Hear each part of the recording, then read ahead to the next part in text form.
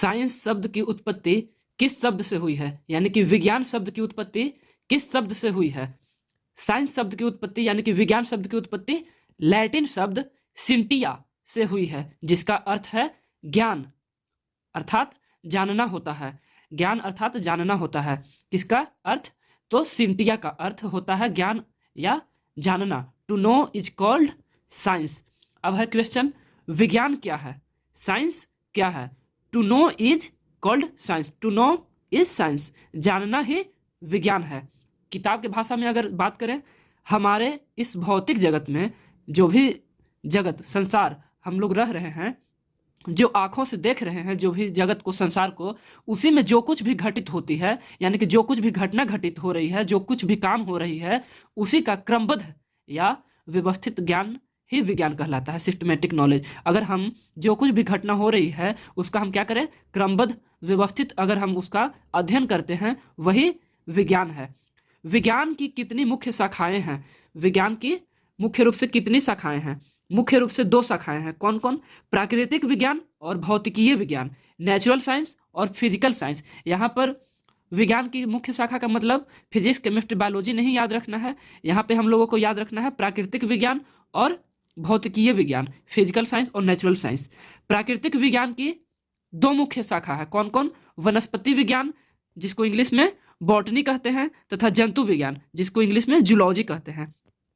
अब भौतिकीय विज्ञान की भी 2 मुख्य शाखाएं हैं। भौतिकीय विज्ञान की भी मुख्य 2 शाखाएं हैं। कौन कौन? एक फिजिक्स, दूसरा केमिस्ट्री, भौतिकी और रसायन विज्ञान। तो अब क्वेश्चन है, विज्ञान की वह शाखा जिसके अंतर्गत द्रव्य तथा ऊर्जा और उनकी परस्पर क्रियाओं का अध्ययन किया जाता है, क्या कहलाता है? भौतिकी कहलाता है। कह रहा है कि द्रव्य यानी कि मैटर और ऊर्जा के परस्पर क्रियाओं का अध्ययन किया जाता है, उसे भौतिकी कहते हैं। मैटर और ऊर्जा के परस्पर क्रियाओं का अध्ययन क्या कहलाता है? फिजिक्स कहलाता है, भौतिकी कहलाता है। अध्ययन की सुविधा हेतु भौतिकी के 8 भागों में बांटा गया है। अध्ययन की सुविधा हेतु भौतिकी को कितने भागों में बांट दिया गया है? 8 भागों में। कौन कौन? यांत्रिकी, मैकेनिक्स, ध्वनि, साउंड, उष्मा, हीट, प्रकाश, लाइट, विद्युत, इलेक्ट्रिसिटी, चुंबकत्व, मैग्नेटिज्म, आधुनिक एवं परमाणु भौतिकी, मॉडर्न एंड एटॉमिक फिजिक्स, इलेक्ट्रॉनिकी, इलेक्ट्रॉनिक्स। अब है कि जिसे संख्या के रूप में प्रकट किया जा सके उसे क्या कहते हैं? तो उसे राशि कहते हैं, क्वांटिटी कहते हैं। राशि कह दिया क्वांटिटी को, तो बहुत बड़ा बात तो नहीं कह दिया। क्वांटिटी यानी कि गिनती, क्वांटिटी यानी गिनती। जैसे जनसंख्या, जनसंख्या क्या है? एक गिनती की संख्या है। 10 लोग या 20 लोग, 10, 1000, 2000 क्या है? गिनती की संख्या है। तो राशि का मतलब क्या? जिसको गिनती की संख्या के रूप में प्रकट किया जा सके उसे क्या कहते हैं? राशि कहते हैं। वस्तु का भार, मेज की लंबाई आदि। अब कहेगा कि भौतिकी के नियमों को जिन्हें राशियों के पदों में व्यक्त किया जाता है उन्हें क्या कहते हैं? भौतिक राशियां कहते हैं। भौतिकी के नियम का तात्पर्य क्या है? भौतिकी के नियम क्या क्या है? तो भौतिकी के नियम न्यूटन के नियम है, गुरुत्वाकर्षण के नियम है, आर्किमिडीज का सिद्धांत है, त्वरण है, द्रव्यमान है, और क्या है? समय है। ये सब क्या है? भौतिकी के नियम है। तो जब भौतिकी के नियमों जिन्हें राशियों के पदों में व्यक्त किया जाए, राशि किसे कहते हैं? राशि यानी कि गिनती की संख्या, यानी कि भौतिकी के नियम को जब हम लोग गिनती की संख्या के रूप में प्रयोग करेंगे, व्यक्त करेंगे, अभिव्यक्त करेंगे, एक्सप्रेस करेंगे, तो उसे भौतिक राशियां कहते हैं। क्या कहते हैं? भौतिक राशियां। भौतिकी के नियम को अगर गिनती की संख्या में व्यक्त करेंगे, तो जैसे गुरुत्वाकर्षण के नियम को हम लोग गिनती की संख्या में व्यक्त करते हैं? नहीं करते हैं। आर्किमिडीज के सिद्धांत को नहीं करते हैं। अगर त्वरण की बात किया जाए तो त्वरण को करते हैं। त्वरण यानी कि 11 मीटर प्रति सेकंड स्क्वायर, तो त्वरण को करते हैं। तो त्वरण क्या हो गया? भौतिक राशियां हो गया। और क्या क्या हो जाएगा? द्रव्यमान हो जाएगा, घनत्व हो जाएगा, तापमान हो जाएगा, विद्युत धारा हो जाएगा। विद्युत धारा को हम लोग कहते हैं ना कि हाँ 11 एम्पियर धारा। घनत्व को भी कहते हैं कि हाँ 3 मीटर क्यूब घनत्व, या जो भी हो। द्रव्यमान को भी कहते हैं कि 1 किलो द्रव्यमान। तापमान को 4 डिग्री सेल्सियस। तो इसको तो हम लोग कह दिए, लेकिन अगर कहेगा कि आर्किमिडीज का सिद्धांत, तो उसको हम कैसे कहेंगे कि फलना किलो या इतना ग्राम या इतना किलो आर्किमिडीज का सिद्धांत। तो वो भी क्या है? क्या है? भौतिकी का नियम। आर्किमिडीज का सिद्धांत भी है, और घनत्व, तापमान, ये सब भी है भौतिकी का नियम। तो जिसको हम लोग क्या करें? राशि के पदों में, राशि के पद यानी कि क्वांटिटी, गिनती में व्यक्त किया जाता है, उसको क्या कहेंगे?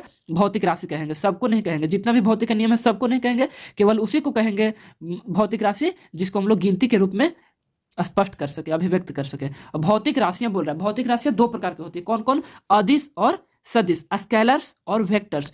तो वैसी भौतिक राशियां जिनमें केवल परिमाण होती है, मैग्नीट्यूड होती है, दिशा नहीं होती है, उन्हें क्या कहते हैं? वैसी भौतिक राशियां जिनमें केवल परिमाण होता है, दिशा नहीं होती है, तो उन्हें क्या कहेंगे? अदिश कहेंगे, स्केलर कहेंगे। अदिश कहेंगे, स्केलर कहेंगे। अब बोल रहा है कि कौन कौन अदिश है और कौन कौन सदिश है। तो द्रव्यमान क्या है? अदिश है। घनत्व अदिश है। तापमान अदिश है। विद्युत धारा अदिश है। समय अदिश है, स्केलर है। चाल स्पीड अदिश है, स्केलर है। आयतन वॉल्यूम अदिश है, स्केलर है। कार्य यानी कि वर्क क्या है? अदिश है, स्केलर है। अब कह रहा है कि वैसी भौतिक राशियां जिनमें परिमाण के साथ साथ दिशाएं भी होती है और जो योग के निश्चित नियमों के अनुसार जोड़ी जाती है, उन्हें क्या कहते हैं? सदिश कहते हैं, वेक्टर्स कहते हैं। वैसी भौतिक राशियां जिनमें परिमाण के साथ साथ दिशाएं भी होती है और जो योग के निश्चित नियमों के अनुसार जोड़ी जाती है, उन्हें सदिश कहते हैं, वेक्टर्स कहते हैं।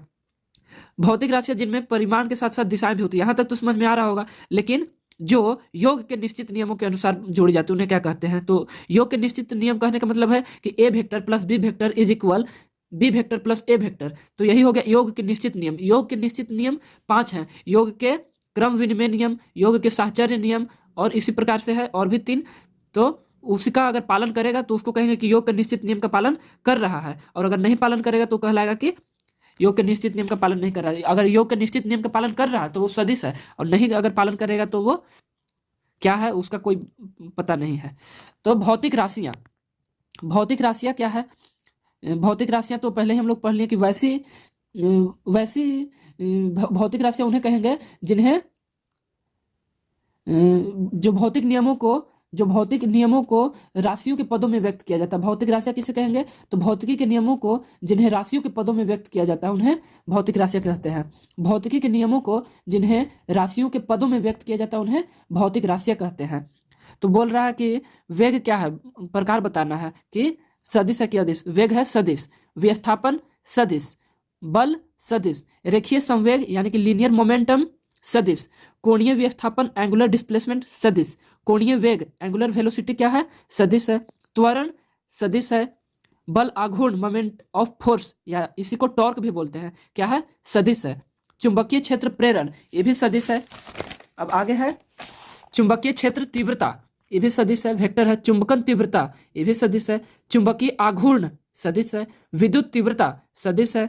विद्युत धारा घनत्व सदिश है। विद्युत ध्रुव आघूर्ण सदिश है। विद्युत ध्रुवण सदिश है। चाल प्रवणता ये भी सदिश है।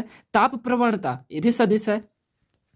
किसी राशि कहने का मतलब क्या कि जिस राशि माने क्या? क्वांटिटी माने क्या? जिसको हम लोग गिन सकते हैं। तो किसी राशि जैसे जनसंख्या को गिन सकते हैं, वस्तु का भार को गिन सकते हैं, लंबाई को गिन सकते हैं। तो किसी राशि के मापन के निर्देश मानक को क्या कहते हैं? मात्रक कहते हैं। किसी राशि के मापन के निर्देश कहने का मतलब क्या कि निर्देश मानक को, मापन के निर्देश मानक क्या है? मापन के निर्देश मानक पहले ही से निश्चित है, और उसके क्या कर रहे हैं हम लोग कि निर्देश मानक को ही मात्रक कहते हैं। जो निश्चित है पहले से, वही मानकों को क्या कहते हैं? मात्रक कहते हैं। किसी राशि के मापन के निर्देश मानक को, जो पहले से निर्देशित है, जो पहले से निश्चित है, वही मानक को क्या कहते हैं? मात्रक कहते हैं।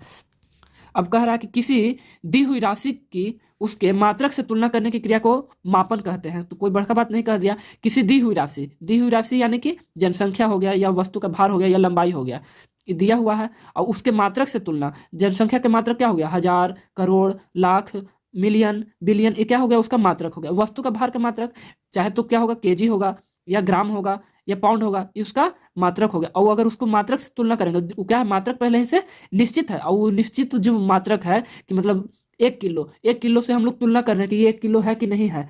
कोई चीनी 1 किलो हम लोग तोल रहे हैं, तो हम कैसे तुलना कर रहे हैं कि ये 1 किलो है कि नहीं? तो हम तुलना ही ना कर रहे हैं कि वो बटखरवा भर के ये चीनियाँ है कि नहीं, उतना भारी है कि नहीं। तो ये क्या कर रहे हैं? माप ही ना रहे हैं कि 1 किलो है कि नहीं, चीनी है कि नहीं। जो निर्देशित है, पहले से निश्चित है, उससे हम लोग माप रहे हैं। तो निर्देशित पहले से कौन है? मात्रक है, और उसको से हम लोग माप रहे हैं। निश्चित है, उसको से हम लोग क्या कर रहे हैं? तुलना कर रहे हैं। तो तुलना कर रहे हैं तो मापन कहलाएगा। कोई बड़का बात नहीं कह दिया। आगे बोल रहा है कि मात्रक के कितने प्रकार हैं? तो मात्रक के 2 प्रकार हैं। कौन कौन? मूल मात्रक जिसको फंडामेंटल यूनिट बोलते हैं, और व्युत्पन्न मात्रक जिसको डिराइव्ड यूनिट बोलते हैं। मात्रक के 2 प्रकार हैं, मूल मात्रक तथा व्युत्पन्न मात्रक, फंडामेंटल यूनिट और डिराइव्ड यूनिट। तो बोल रहा है कि किसी भौतिक राशि को व्यक्त करने के लिए कुछ ऐसे मानकों का प्रयोग किया जाता है जो अन्य मानकों से स्वतंत्र होते हैं। इन्हें क्या कहते हैं? तो इन्हें मूल मात्रक कहते हैं। किसी भौतिक राशि को व्यक्त करने के लिए कुछ ऐसे मानकों का प्रयोग किया जाता है जो अन्य मानकों से स्वतंत्र होते हैं। अन्य मानकों से स्वतंत्र होते हैं माने जो ढेर सारे मानक है उस सबसे इसको कोई मतलब नहीं है। ये क्या है, ओरिजिनल फॉर्म में है, इसको क्या है, दूसरे से मतलब नहीं है। दूसरे से मतलब के मतलब का अर्थ क्या हो रहा है कि जैसे क्या है, दाब है, दाब का जो हमको मिलता है क्या, पास्कल मिलता है। दाब का क्या मिलता है, पास्कल मिलता है, मात्रक। लेकिन दाब का जो मात्रक आ रहा है पास्कल, ये किसके किसके से मिलके, तो दाब का फॉर्मूला क्या होता है, दाब का फॉर्मूला होता है बल बटा क्षेत्रफल, न्यूटन प्रति मीटर स्क्वायर। तो न्यूटन और प्रति मीटर स्क्वायर ये दो को से मिलके ना बन रहा है दाब। बल के है तो वो भी दो के मिलके F बराबर m है, तो मास गुने त्वरण, F बराबर m है मास गुने त्वरण। तो मास का केजी और त्वरण का मीटर प्रति सेकंड स्क्वायर, तो मीटर प्रति सेकंड स्क्वायर और इधर केजी, दो के मिल के ना बना बल, तो वो क्या कहलाएगा, डिराइव्ड कहलाएगा। दो से मिल के ना बना बल या दाब, दाब भी है तो दो के बटा कर रहे हैं अथी क्षेत्रफल बटा जो भी हो, तो दो के मिल के अगर बनेगा तो क्या कहलाएगा, दो के मिल के अगर बनेगा तो क्या कहलाएगा, वो कहलाएगा व्युत्पन्न मात्रक। और अगर जो ओरिजिनल रहेगा वो किसी से मिलकर नहीं बना है, वो क्या है, ओरिजिनल फॉर्म में है, तो क्या कहलाएगा, मूल मात्रक कहलाएगा। जैसे लंबाई का मीटर, थोड़ी ना लंबाई का जो मीटर है ये दो के मिल के बना है, ये क्या है, अपना ओरिजिनल फॉर्म है, इसको किसी और से मतलब नहीं है। समय, समय का सेकंड, ये भी क्या है, ओरिजिनल फॉर्म में। द्रव्यमान का किलोग्राम, तो ये जो मूल मात्रक हुआ है ये 7 गो होता है, मूल मात्रक 7 गो होता है। और व्युत्पन्न मात्रक इसी से सबसे मिला मिला के बनाया जाता है। तो यहाँ तक हो गया। आगे बोल रहा है, किसी भौतिक राशि को जब 2 या 2 से अधिक मूल इकाइयों में व्यक्त किया जाता है तो उसे क्या कहते हैं, तो व्युत्पन्न इकाई कहते हैं। किसी भौतिक राशि को जब 2 या 2 से अधिक मूल इकाइयों में व्यक्त किया जाता है तो इसे व्युत्पन्न इकाई कहते हैं। मैंने 2 या 2 से अधिक से मिला के बनाया जाता है तो उसे क्या कहेंगे, व्युत्पन्न कहते हैं, व्युत्पन्न कहते हैं, डिराइव्ड कहते हैं। जैसे बल का न्यूटन, दाब का पास्कल, कार्य का जूल और विभव का वोल्ट। आगे बोल रहा है कि भौतिक राशियों को मापने हेतु 4 पद्धतियां हैं। भौतिक राशियों को मापने हेतु 4 पद्धति है। कौन कौन, सीजीएस पद्धति यानी कि centimetre gram second system, FPS पद्धति यानी कि फुट पाउंड सेकंड सिस्टम, और एमकेएस पद्धति यानी कि मीटर किलोग्राम सेकंड सिस्टम, और अंतर्राष्ट्रीय मात्रक पद्धति यानी कि सिस्टम इंटरनेशनल एसआई यूनिट। ये जो अंतर्राष्ट्रीय मात्रक पद्धति है ये किससे अपग्रेड होकर बना है, एमकेएस पद्धति से ही अपग्रेड होकर बना है। एमकेएस पद्धति से ही क्या बन गया है, अंतर्राष्ट्रीय मात्रक पद्धति हो गया है। अब आगे बोल रहा है, किस पद्धति में लंबाई, द्रव्यमान तथा समय के लिए क्रमशः सेंटीमीटर, ग्राम और सेकंड होते हैं। तो सेंटीमीटर सी और ग्राम सी जी और एस से सेकंड, सीजीएस पद्धति होगा इसका आंसर, सीजीएस पद्धति। बोल रहा किस पद्धति में लंबाई, द्रव्यमान तथा समय के लिए क्रमशः सेंटीमीटर, ग्राम और सेकंड मात्रक होते हैं, तो सीजीएस पद्धति में। किस पद्धति को फ्रेंच या मीट्रिक पद्धति भी कहते हैं, तो सीजीएस पद्धति को कहते हैं। किस पद्धति को फ्रेंच या मीट्रिक पद्धति भी कहते हैं, तो सीजीएस पद्धति को कहते हैं। आगे है, किस पद्धति को ब्रिटिश पद्धति भी कहते हैं, एफपीएस पद्धति को ब्रिटिश पद्धति भी कहते हैं। जय हिंद, जय भारत। अब आगे अगला चैप्टर कल।